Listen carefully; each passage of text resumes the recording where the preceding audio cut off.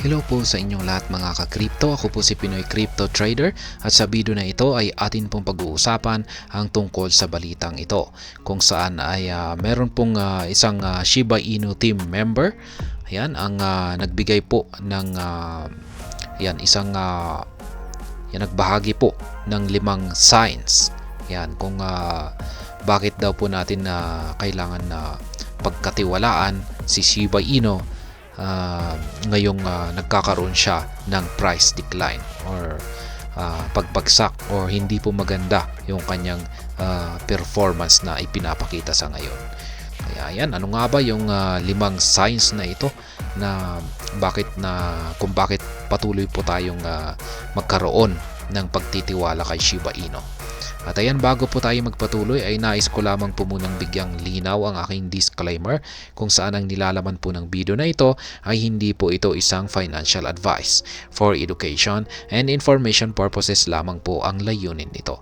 Maliban po dito ay nais ko na rin pong magbigay babala na wala pong kahit anumang group chat ang Pinoy Crypto Trader. Ayan, Shiba Inu Marketing Specialist Lucy. Ayan, si Lucy po pala yung nag-share dito sa 5 signs. Ayan, mga 5 sinyales kung bakit kailangan daw po nating pagkatiwalaan si Shiba Inu kahit na hindi po maganda yung performance nito ngayon. Ayan, has highlighted 5 factors that could help boost investors' confidence in a token amid price decline. Kasi ayan na nga, marami na akong nababasa na mga comments maging dito. Yan, nagko-hold dito kay Shiba Inu na nawawalan na po talaga sila ng tiwala. Yung mga iba ay yan, naghanap na ng iba. Binenta na po nila yung kanilang holdings na Shiba Inu tokens at lumipat na po sa iba. Kaya yan na po yung nangyayari. Unti-unti na pong yan, nawawala yung tiwala ng iba. Kaya ayan, naglabas po si Madam Lucy ng 5 signs para naman at least magkaroon ng investor confidence. Ayan, para ito ay medyo yung mga holders ni Shiba Inu ay magkaroon ng matatag na at least paniniwala dito kay Shiba Inu. Yan, it is common knowledge that the bear cycle wreak havoc on the prices of crypto assets including Shiba Inu. Yan, totoo po yan. Ngayong taong ito, taong 2023 ay bear cycle po kasi yan. Hindi lamang po si Shiba Inu yung talagang tinamaan dito. Halos lahat po ng mga cryptocurrencies ay tinamaan ng bear cycle. Yung parang nagpakita lamang po kasi ng magandang performance ngayon. Ayan, ngayong bear cycle ay yung mga bagong labas na mga cryptocurrencies, yung mga bagong meme coins, mga bagong tokens. Ayan, syempre yung mga bagong labas ang mga yan. Kaya talagang kung may community, ayan, or nagustuhan ng maraming tao, ay talagang magpapump yan. Kasi bagong labas. Pero yung mga dati na, yung mga medyo matagal-tagal na, katulad ni Shiba Inu at saka mga ibang mga kilalang cryptocurrencies dyan, ay syempre hindi na sila gaanong nag-pump or hindi po naging maganda yung kanilang performance sa taong ito, 2023, dahil sa bear cycle po kasi. Ayan, while some cryptos have started recording significant gains, other assets like Shiba Inu are still suffering from the devastating effect of the bear market. Ayan, patuloy pa rin daw pong dumaranas ng hirap ang Shiba Inu dahil sa tinawag pong devastating effect or makapanira na bear market. Pero para sa akin ay okay lamang po ito kasi at least nagbigay po siya ng buying opportunity po yan. Sa tingin ko ay talagang yung mga matatagal ng mga nag-i-invest dito ang talagang mas nakakaintindi rito. Ayan, yung mga bagong investors lang yung talagang nagpapanik. Ayan, pagdating sa bear market. Kung isa ka talagang Ayan, marami ka ng experience sa pag-i-invest. Ayan, yung pagsapit ng bear market ay alam mong kalmado ka lang kasi yung bear market ay buying opportunity po yan. Nagbibigay po yan ng opportunity para makapag-accumulate po ulit tayo. Ayan, sa mababang presyo. Ayan, ng mga cryptocurrencies or crypto assets katulad ng nangyayari ngayon kay Shiba Inu, nasa mababang presyo. Notably, most Shiba Inu investors have remained underwater following the massive plunge of the cryptocurrency. Since August, the Canine Team token has been trading with 5 zeros with its decimal. Ayan, meron na nga siyang 5 zeros decimal places. Ayan, mula pa noong August. At hanggang ngayon ay hindi pa siya nakakapag-delete ng maski isa. At press time, Shiba Inu was down by 90.36% from its all-time high of 40 digits 86.16. Ito po yung kanyang all-time high, pinakamataas na presyo po na nakamit niya ito. Ayan, nung last nakamit po niya ito nung last bull market. Consequently, many SHIB holders are not impressed with the token's performance. Kaya na nga, yung nangyayari ngayon, unti-unti na pong nawawalan ng tiwala ang mga SHIB holders ngayon kay Shiba Inu. Hindi po talaga sila na-impress, lalong-lalo na yung nailabas yung Shibarium. Marami po talagang umaasa na yung Shibarium ay at least magdudulot ng pump. Yan, isang price surge kay Shiba Inu. Pero yan, mukhang walang nangyari. Kaya marami po ang na-disappoint. Kaya yan, totoong maraming mga SHIB holders ang hindi po impressed. Hindi po na-impress. Hence, they have consistently taken to social media platforms, including X, to express their frustration with the development. Kaya yan, yan na nga. Kung pupunta ka sa X platform, yan po yung dating Twitter, ay marami ko po talagang mababasa na mga holders ng Shiba Inu na yan, linalabas nila yung kanilang sama ng loob. Yan, frustration. 5 tips to continue trusting a token amid price prediction. Kaya yan, dahil sa mga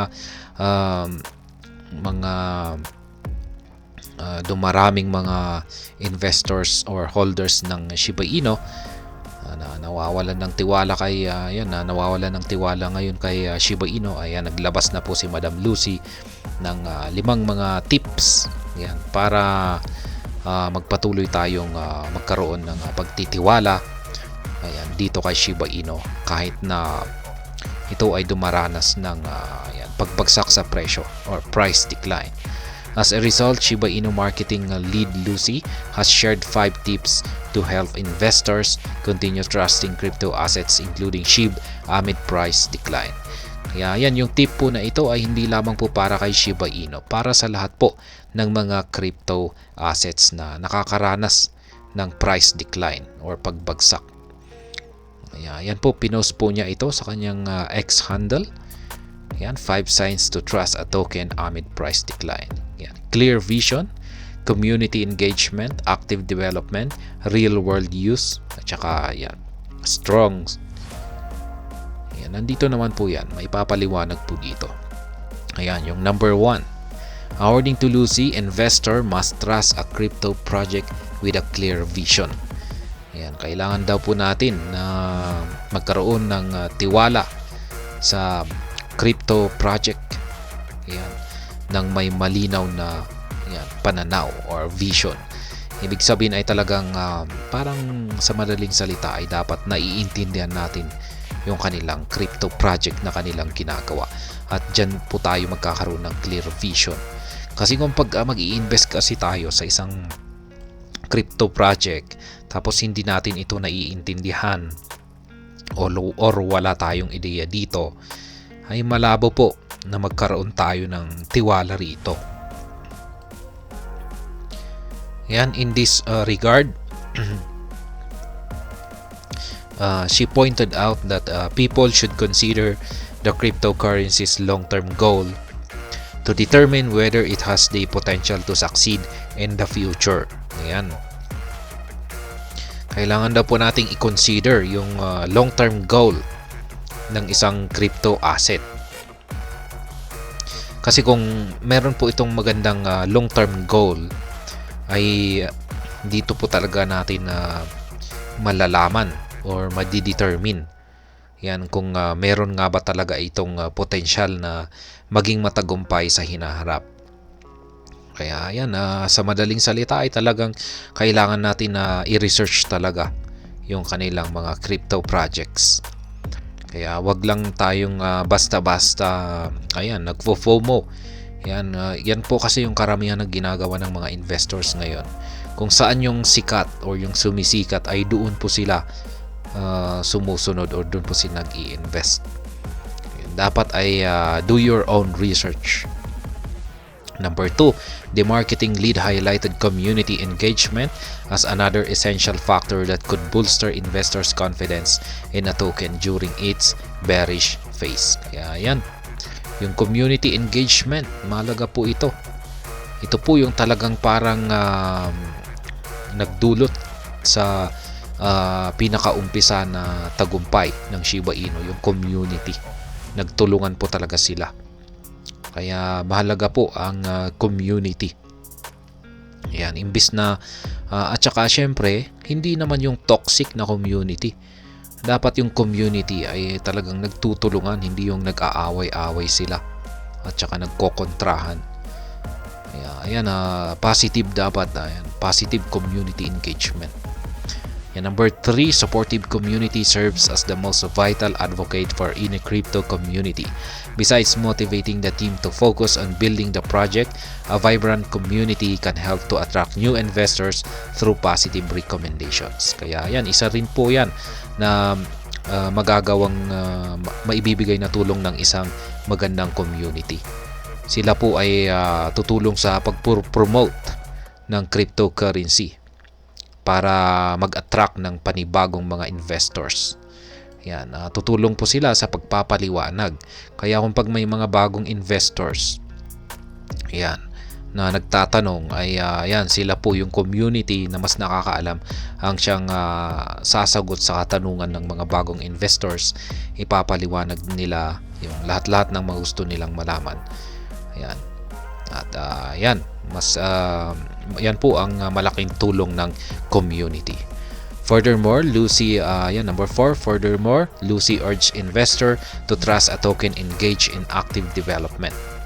Yan, she recommended that people ascertain whether the team behind the token is involved in ongoing developments. Active development enhances token's utility, thus boosting its mainstream adoption. Kaya yan, dapat yung mga investor ay magkaroon ng paniniwala yan sa isang token na yan may mga active development or yung tuloy-tuloy lamang yung kanilang ginagawa ng mga projects. Kaya yan, active development.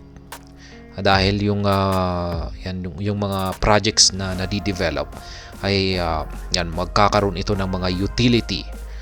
Yan, at saka adoption. Ay yan po talaga yung magiging yung magbo-boost. Yan, magdudulot ng parang ito yung magpapalago yan sa presyo ng isang token.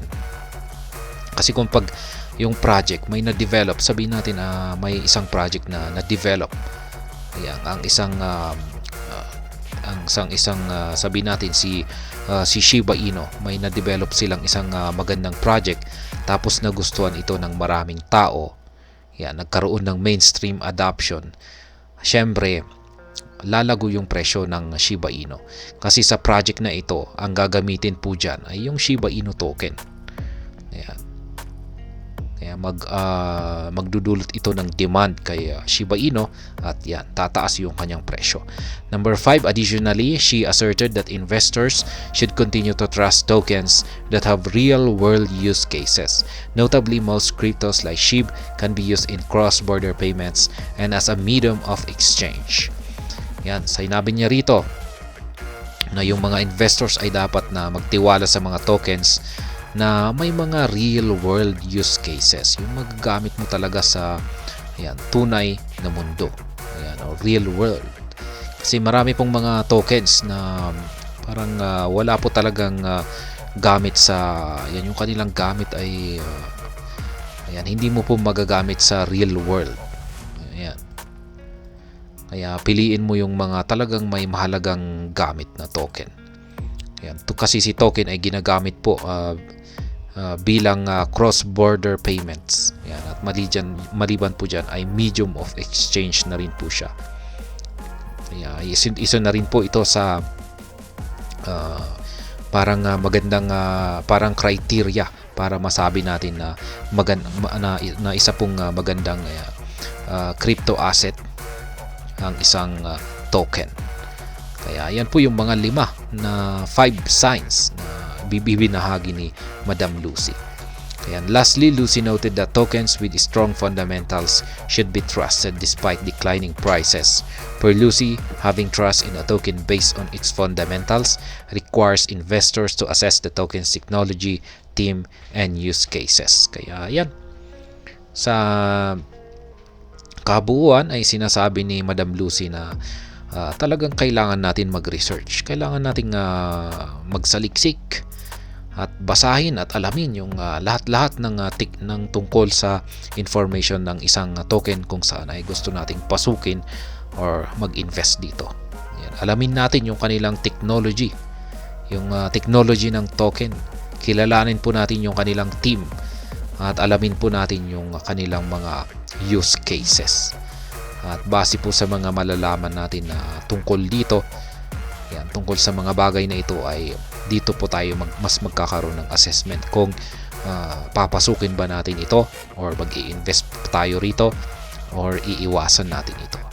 Kaya Shiba Inu showcases all 5 signs. It bears mentioning that the 5 factors apply to Shiba Inu. The Canine Team cryptocurrency has a clear vision, strong fundamentals, and a vibrant community.